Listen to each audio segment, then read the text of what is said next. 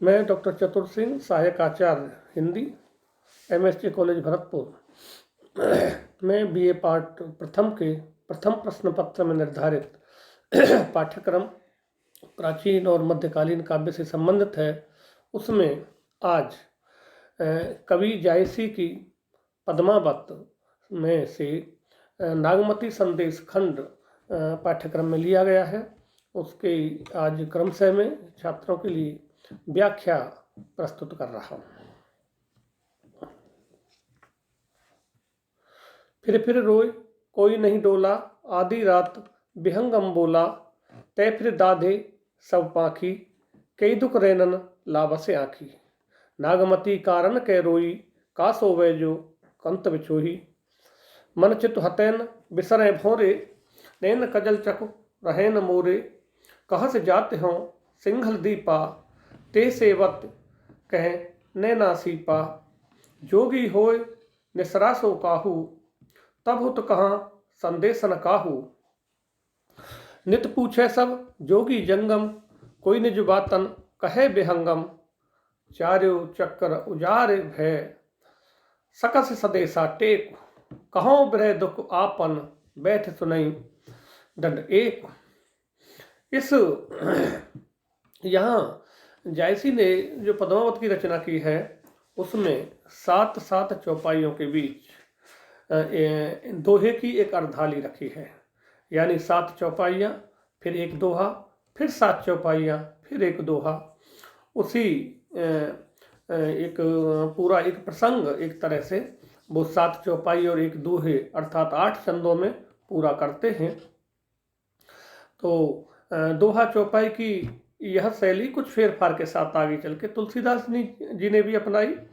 रामचरितमानस में थोड़ा सा पर उसमें अंतर कर दिया है। 7 चौपाई के बजाय 6 भी हो सकती हैं, 8 भी हो सकती हैं, और दोहे के बजाय दूसरे छंद भी उन्होंने प्रयोग किए, सोठा है या छप्पे आदि हैं। तो यहाँ पर लेकिन जायसी ने पद्मावत में बिल्कुल एक जो एक सिस्टम है उसका बिल्कुल एक समान रखा है। 7 चौपाई होंगी हर जगह, उसके बाद एक दोहा होगा, फिर 7 चौपाई होंगी, फिर एक दोहा होगा। तो जायसी की पद्मावत की व्याख्या करते समय थोड़ी सी ये मुश्किल आती है कि उन्होंने जिस क्रम में 7 एक अर्थात 7 चौपाई और एक दोहा 8 छंदों को एक साथ प्रस्तुत किया है, उसके बाद वो अगले प्रसंग पे जाते हैं, वहाँ वही काम करते हैं। लेकिन विद्यार्थी के लिए ये 8 छंद एक साथ प्रस्तुत करना हालांकि थोड़ा सा कठिन कार्य है, पर मैं कोशिश ये करूँगा कि इनमें से प्रत्येक चौपाई का या फिर कोई प्रसंग 2 चौपाई में बैठ रहा है तो प्रकरण तो 2 चौपाई में उसको स्पष्ट करने का या उसकी व्याख्या करने का मैं प्रयास करूँगा। यहाँ फिर रोए कोई नहीं डोला, आधी रात विहंगम बोला, तय फिर दाधे सब पाखी, कई दुख रैनन लाबसे आखी। कवि जायसी कहते हैं कि नागमती वन में बार बार रुदन करती फिरती थी, फिर भी उसके रुदन से कोई नहीं हिला, किसी का भी हृदय नहीं पसीजा। तदनंतर आधी रात के समय एक पंछी ने उससे पूछा कि तू बार बार अपनी अग्नि से सभी पक्षियों को जलाती फिरती है, तुमको वह कौन सा दुख है जिसके कारण तेरी आंखें रात को भी नहीं लग पाती। फिर रोए कोई नहीं डोला, आधी रात विहंगम बोला, तय फिर दाधे सब पाखी, कई दुख रैनन लाबसे आखी। तो इन 2 चौपाइयों का ये अर्थ है। नागमती कारण कह रोई, कासो वै जो कंत बिछोई। मन चितो हतैन बिसरे भोरे, नैन कजल चको रहे न मोरे। नागमती ने अपने रुदन के कारण को बताती हुई कहती है, रुदन का कारण पक्षी को बताती है, पक्षी को सुनाती है, और सुनाते समय और भी अधिक रुदन कर उठी और कहने लगी, जिसका प्रियतम से बिछुआ हो गया हो वह सो ही कैसे सकती है। वह भोक्ता मनचित हतैन बिसरे भोरे, नैन खजल छकुर है न मोरे। वह भोक्ता प्रियतम मेरे मन और हृदय से निकल ही नहीं पाता है और उसकी स्मृति में रुदन करते हुए मेरी आंखों में काजल नहीं टिक पाता है, अर्थात वह धुल जाता है। जब किसी के पश्चिम वो अश्रु बहुत ज़्यादा आएंगे, आंसू बहुत ज़्यादा बहेंगे, एक लगातार आंसू बहते रहेंगे, तो आंखों में काजल कहाँ से टिक पाएगा। तो इसी संदर्भ में जायसी कहते हैं कि वो दिन और रात रोती रहती है। कईस जात हो सिंगल दीपा, ते से बात कहे नैना सीपा, जोगी होय निसरा सो काहू, तब हुत का संदेशन काहू। तो प्रयाण के समय उन्होंने यह भी कहा था कि मैं सिंगल दीप जा रहा हूं। कहीं से जाते हो सिंगल दीपा, जाते समय उन्होंने कहा कि मैं सिंगल दीप जा रहा हूं। स्वात रूपी पति के लिए मेरे नेत्र रूपी सीपियां सदैव प्रतीक्षाकुल रहती हैं। स्वात रूपी, स्वात नक्षत्र की एक बूंद है। स्वात नक्षत्र में बरसात की अगर कोई बूंद और सीपी के मुख में पड़ जाती है तो ऐसा माना जाता है कि वो मोती बन जाती है। वो पानी की बूंद सीपी के मुख में जाकर मोती बन जाती है। तो उसी संदर्भ में कभी यहाँ सीपी और मोती का जो लेते हुए बात कह रहे हैं। नागमती कहती है कि मैं स्वाति रूपी पति के लिए, पति को स्वात नक्षत्र रूपी जल की बूंद बताया है, मेरे नेत्र रूपी सीपियां, मेरे नेत्र सदैव प्रतीक्षा को रहते हैं। तो कहत से जाते हो सिंगल दीपा, ते से बातें कहे नैना सीपा। आगे की जोगी होय निसरास हो काहू, तबो तो कहा संदेश न काहू। नित्य पूछो सब जोगी जंगम, कोई निज बात न कहे विहंगम।